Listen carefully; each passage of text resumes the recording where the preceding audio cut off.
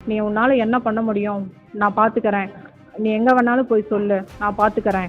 உன்னை கொன்னுடுவேன். லாரி ஏத்தி கொன்னுடுவேன்னு சொல்லி வண்டிக்காரங்க என்ன மிரட்டுனாங்க. அவரு நான் அப்படிதான் மண்ண அள்ளுவேன்.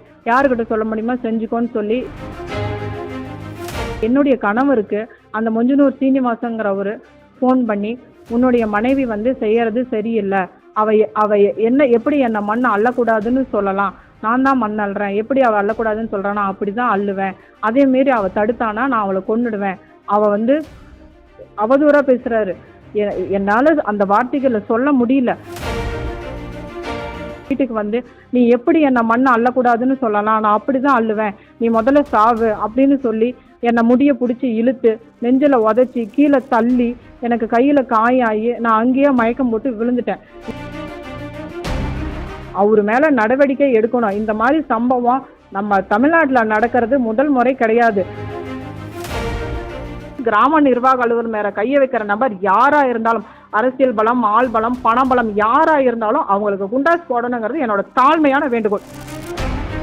முறைகேடாக மணல் அள்ளியதை தட்டி கேட்ட பெண் விஏஓ. வீடு புகுந்து தாக்கிய நபர் கைது செய்யப்பட்டுள்ளார்.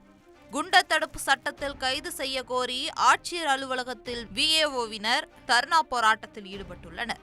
வீட்டுக்கு உன்னாலதான் எல்லா பிரச்சனையும், நீ எனக்கு மண்ணல்ல விட மாட்டேங்கிற அப்படின்னு என்னை மிரட்டி முடிய பிடிச்சி கீழே தள்ளி நெஞ்சில உதைச்சி கீழே தள்ளிட்டாரு. நாமக்கல் மாவட்டம் வையப்பளை அருகே பாலமேடு கிராம நிர்வாக அலுவலராக சிவகாமி. இவரது வயது 35.